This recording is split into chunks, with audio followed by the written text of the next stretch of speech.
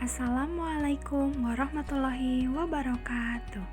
Hai teman-teman, bertemu lagi dengan saya Dara Nitasari dengan NIM 1800395 dari PGSD 7A Universitas Pendidikan Indonesia.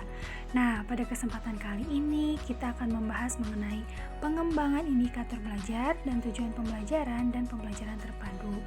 Nah, tidak usah lama-lama, langsung saja kita ke materi. Nah, sebelumnya, apa sih indikator hasil belajar dan tujuan pembelajaran khusus terpadu? Indikator hasil belajar adalah ciri-ciri yang tampak dan dapat dilihat, teramati, dan dapat diukur sebagai ciri penunjuk bahwa seseorang telah belajar. Indikator juga dapat diartikan sebagai satu jenis kemampuan khusus yang mendukung terbentuknya kemampuan umum. Lalu, apa sih fungsi indikator hasil belajar dan tujuan pembelajaran khusus? Nah, indikator memiliki kedudukan yang sangat strategis dalam mengembangkan pencapaian kompetensi. Nah, yang pertama, fungsi indikator adalah pedoman dalam mengembangkan materi pembelajaran.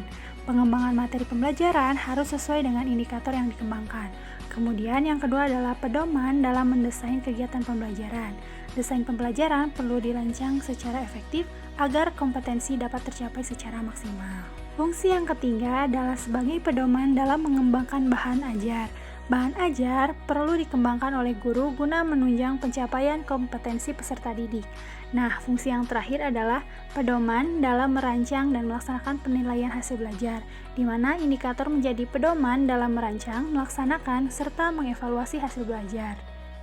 Nah, adapun kriteria indikator hasil belajar yang baik.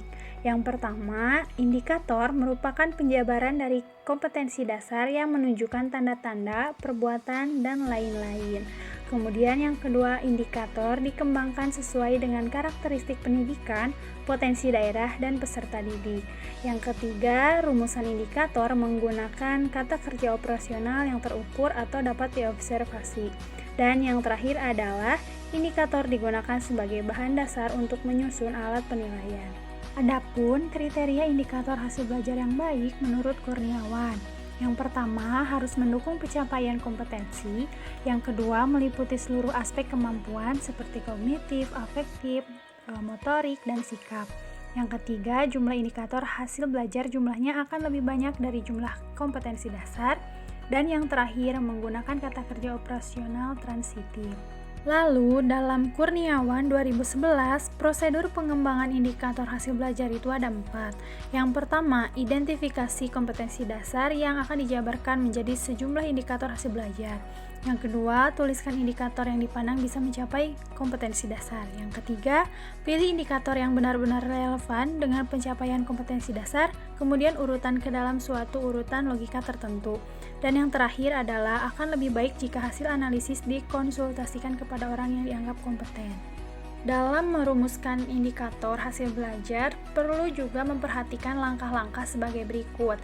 Yang pertama adalah menganalisis tingkat kompetensi yang digunakan pada kompetensi dasar, seperti memahami kata kerja operasional dalam taksonomi Bloom, menetapkan kompetensi dasar yang akan diturunkan menjadi indikator, dan menentukan kata kerja dari kompetensi dasar sesuai dengan taksonomi Bloom.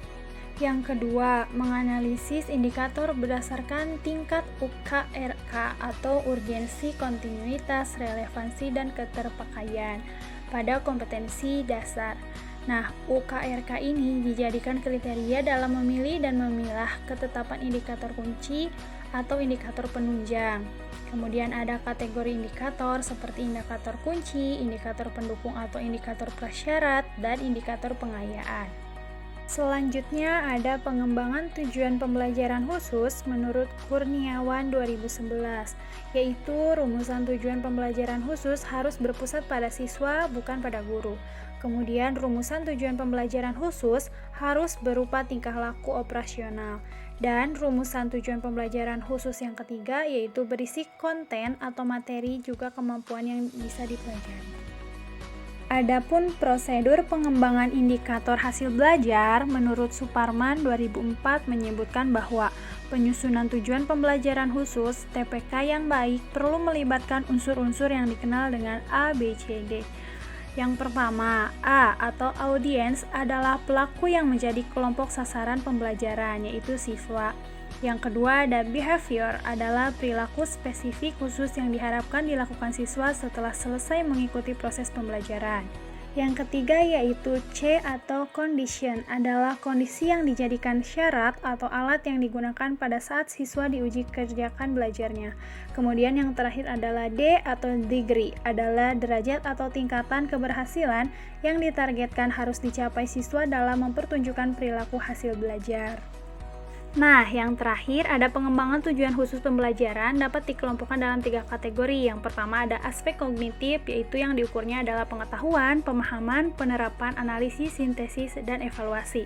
Yang kedua ada aspek afektif, yaitu penerimaan, pemberian, respon, penilaian, pengorganisasian, dan karakteristik. Dan yang terakhir adalah aspek psikomotor, yaitu peniruan, manipulasi, ketetapan, artikulasi, dan pengalamian. Sekian yang dapat saya sampaikan, semoga ilmu yang kita dapat hari ini menjadi berkah untuk kita semuanya dan dapat diaplikasikan pada kehidupan sehari-hari. Terima kasih atas perhatiannya. Billahi taufiq wal hidayah. Wassalamualaikum warahmatullahi wabarakatuh.